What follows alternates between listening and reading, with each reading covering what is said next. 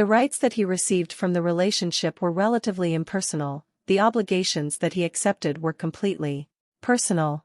In that these obligations became depersonalized by taking on the form of money payments, the disproportion between them was removed.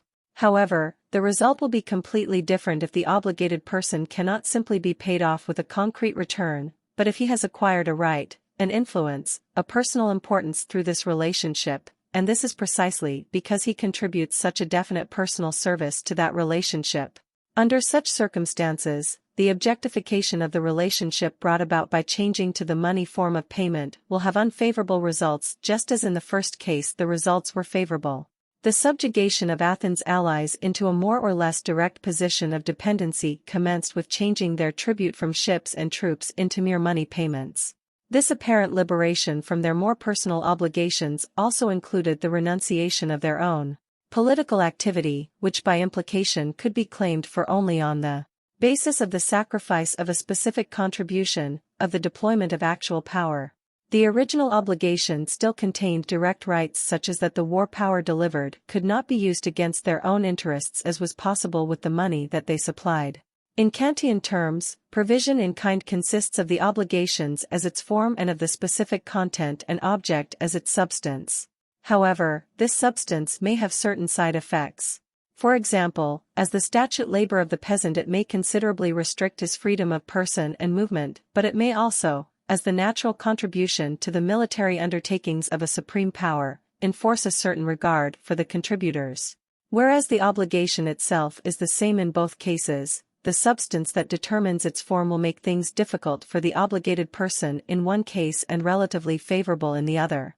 However, if money payment replaces contributions in kind, then the substantive element is virtually eliminated, it loses every effective quality so that only the purely economic obligation, in its most abstract realization possible, remains.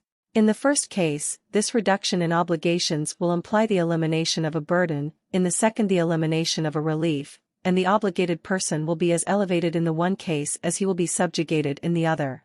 Therefore we more frequently encounter the transformation of forced labor into money payment as a conscious political move by which the power position of the obligated person is supposed to be reduced, as, for instance, when Henry II of England decided that the knights, instead of following him to the continental wars, could discharge their obligations by money payments. Many may have accepted the proposal because, at first sight, it appeared to be an alleviation and liberation of this obligation. In fact, however, it brought about a disarmament of the feudal faction which the king had reason to fear most, and this was precisely because of its belligerent qualities upon which he himself had hitherto been dependent. Since such an equivalent specific factor did not exist for the enrollment of men in the districts and towns, the result for them was quite the opposite. They gained liberty by discharging their obligations in money. What makes all these phenomena so important is the fact that one can derive from them the connection between very basic sentiments in life and completely extraneous facts.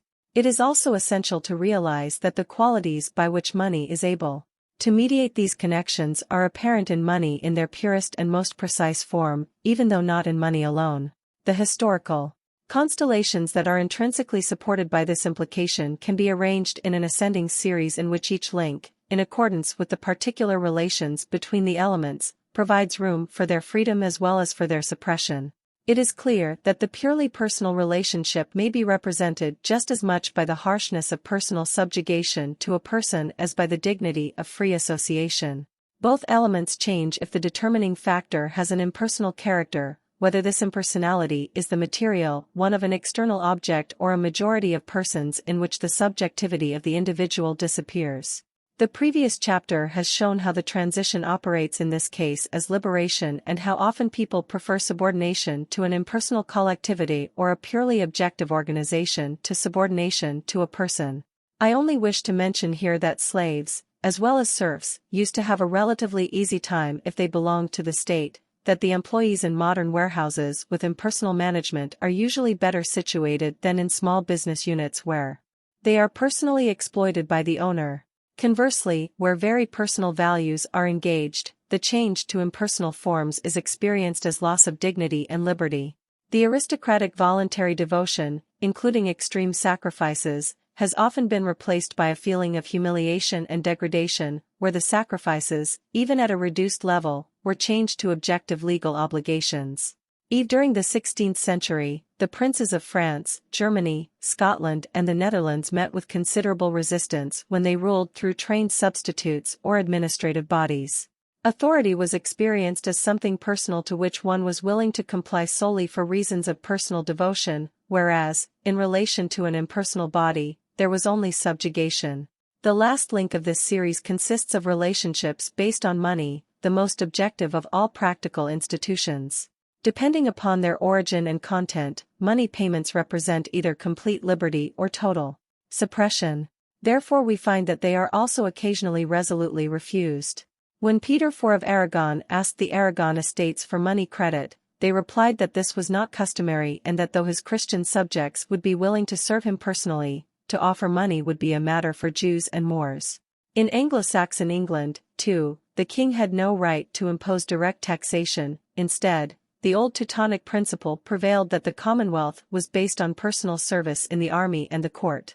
When the king raised Danegeld, ostensibly as a protective measure against new invasions, this signified the decay of the state.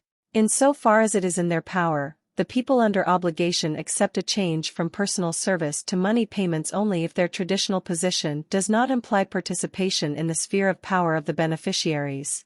Different sections of the same group often take a very different attitude according to this point of view.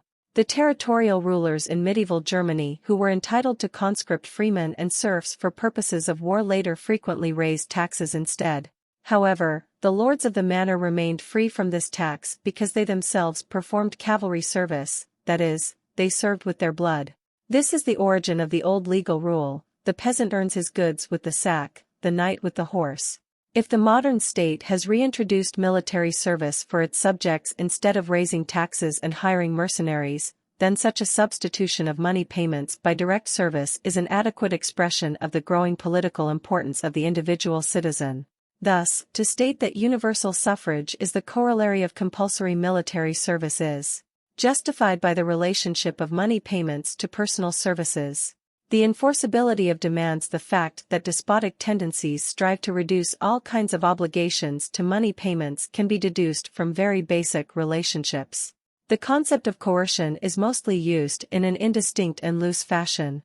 One usually says that somebody has been coerced if his action is motivated by the threat or fear of a very painful consequence, punishment or loss, etc., should he not perform the act. In fact, in all such cases no real coercion exists. For if somebody is willing to take the consequences, he is completely free to abstain from the action that he is supposed to be coerced into performing. Real coercion is exclusively that which is immediately exercised by physical power or by hypnotic suggestion. For instance, I can be forced to give my signature only if somebody stronger than me takes my hand and performs the writing with it, or if I do it by hypnotic suggestion. But no threat of death can compel me to do it. It is therefore inaccurate to say that the state enforces compliance with its laws. The state cannot actually compel anybody to serve his military service, or to respect the life and property of others, or to testify, as long as the person is ready to accept the punishment for breaking the law.